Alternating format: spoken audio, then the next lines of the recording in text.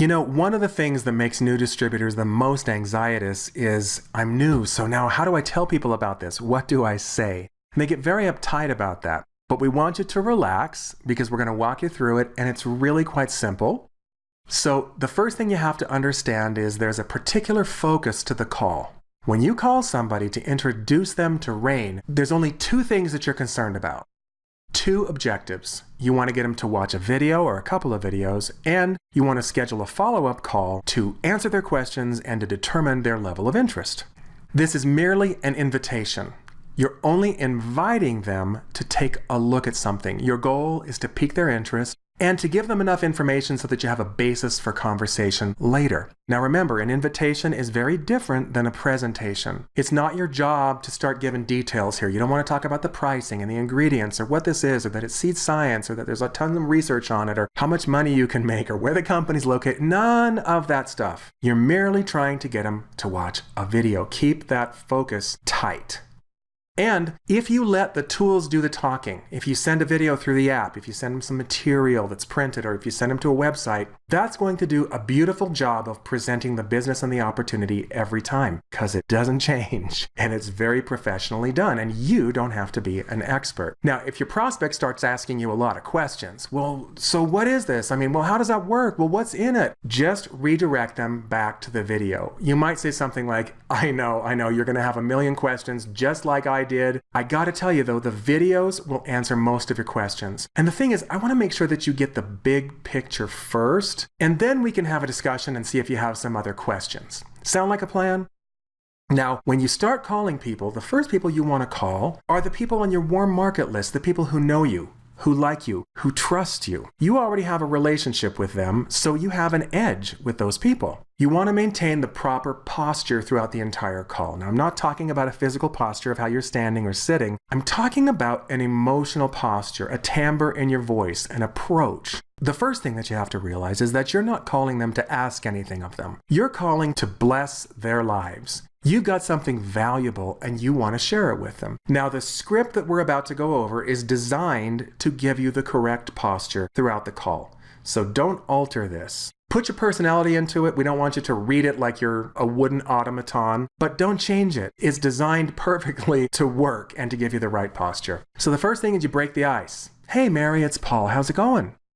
Second thing, so Mary, listen, have I caught you at a bad time? This is really important because the last thing you want to do is try to tell somebody anything when they're up to their eyeballs in busyness. They'll only be trying to think of how to get off the phone with you. They won't be listening. So as soon as Mary says, oh no, sure, this is a good time, you can say, well, you know, ironically, I got to tell you, I'm actually kind of running right now, so I don't have a lot of time, but I thought it was important that I give you a quick call to tell you I have come across something that has really got my attention, and I'm excited about it. I've jumped in with both feet, and I thought of calling you because blank. There's going to be a reason why you thought of calling them. Let's deconstruct this phrase here.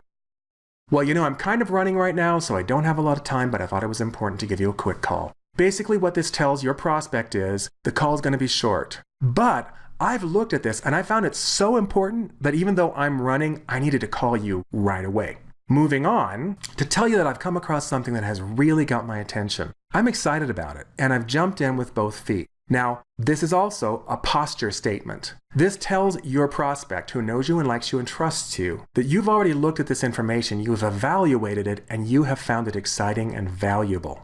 It got your attention. That's very important because there's an old saying in network marketing that nobody wants to be part of your test market. If you call somebody and you're timid and you say, well, you know, I'm kind of thinking about doing this, and I don't know, like, what do you think? Any sort of timidness like that, it's a killer. Because they're waiting to hear that you're committed. And when you're committed, they'll follow that. They won't follow somebody who's wishy-washy. The last part, you know, I thought of calling you because blank. Now you're going to tailor this to the person to whom you're talking. It's going to change every time. So maybe your friend Mary is a real estate agent and she meets a lot of people all the time and she's really personable. So you might say, you know, Mary, I thought of calling you because I know you work as a real estate agent. You're so personable. You meet tons of people, and this just might be something for you, okay? Or let's say you're calling your chiropractor. Maybe you say, hey, Bob, you know, I thought of you because I know you keep your ear to the ground for opportunities outside of chiropractic because you're very entrepreneurial.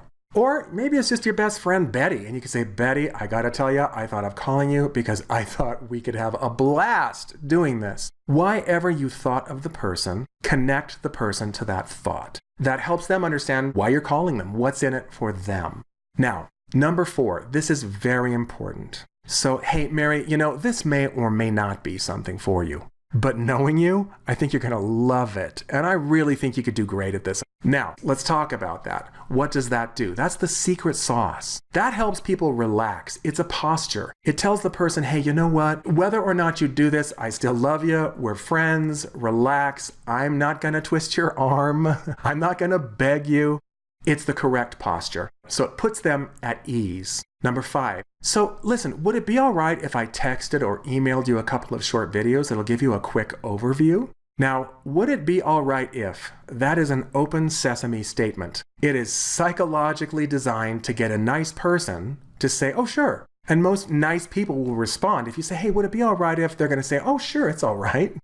Now, the videos that I like to send, there are 2 videos that are the general videos that I send to somebody that I'm having take a look at the products and the business. The first is the 4-minute This is Rain video. Now, you can send that link from your Rain Connect app, or you can also just copy the link to your personal website and send that on over. The other video that I like to send is www.seedtsunami.com. Now, the reason is This is Rain is a more product-focused video. SeedTsunami.com is product and business focused, so they get a balanced presentation between these 2 videos. All right, step 6. So once they agree to watch the videos, you say, okay, well look, the 2 videos will only take about 11 minutes to watch. And I know you're going to have a lot of questions after you watch them, just like I did, and I want to make sure to get your questions answered while they're freshly on your mind. So would it be all right if, see there's a phrase again, would it be all right if I give you a buzz back and say, oh, I don't know, an hour or so after you've had a chance to watch them? Would that give you enough time? Let them answer. If they say yes, perfect, great. Then you say, terrific. I tell you what, I'll give you a buzz back in 60 minutes. That work? And then you just get off the phone. Now, sometimes people will say, oh, geez, I'd love to, but I'm just totally tied up. I'm super busy right now. You don't want to leave it nebulous. You don't want to say, oh, well, I tell you what, just call me back when you're free. Guess who's never calling you back? And not because they're not free and not because they didn't want to. It's just because their life is busy. Life is lifing at them and they'll forget about it. It's not important enough to them quite yet. So you propose the next time to call you. Say, well, hey, is there a particular time tomorrow that might be good for you? And then let them propose a time. They may or may not be available tomorrow. The furthest time that you want to do this away from when you send them the video is really about 48 hours. You want to do it within the first 24 if you can. Past 48 hours, they're going to forget what they saw. Now, once they agree to a time, let's say it's not in 60 minutes, so it's tomorrow, you're going to have a lot better compliance if you let them hear you put it in your calendar. So I'm going to say to Mary, I'm going to say, I tell you what, Mary, then let me just put that in my calendar. Okay, call Mary 2 p.m. tomorrow. Okay, got it. All right, Mary, well, I'll give you a buzz at 2 p.m. tomorrow.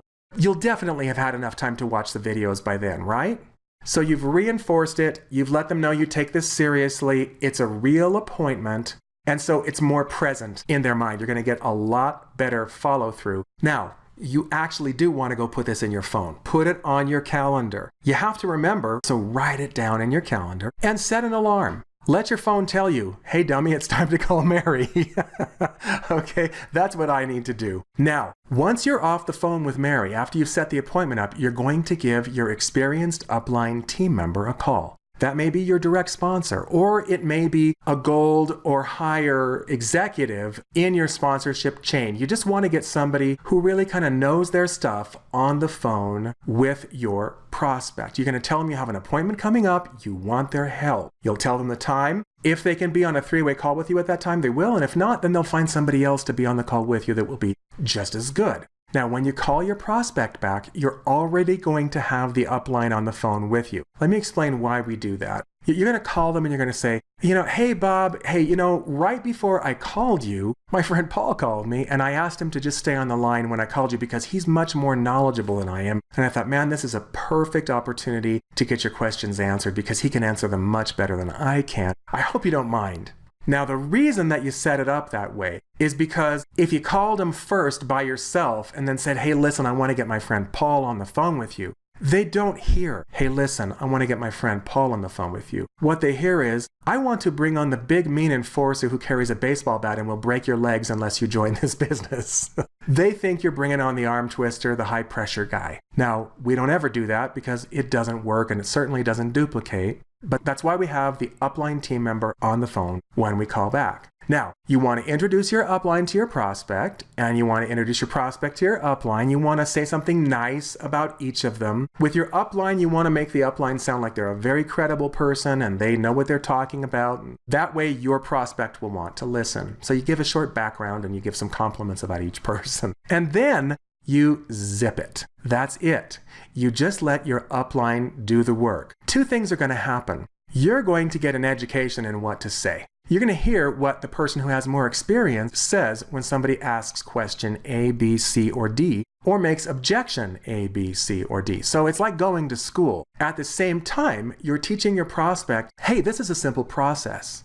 Gosh, my friend didn't even have to tell me much. They're not an expert. They just got this guy on the phone and he told me everything. Gee, if that's all you have to do is get somebody to watch a video and then have somebody else answer the questions, heck, I could do that. And that's what you want them thinking. You want them thinking, heck, I could do that. That was simple. And that's it. That's the whole process. That's the call. So practice that call. Get good at that call. It will become second nature to you. It's very powerful and very effective. This video is located at www.tsunamivids.com under the Distributor Training tab. And if you'll look right under the video, there's a link to download a copy of the script and the instructions.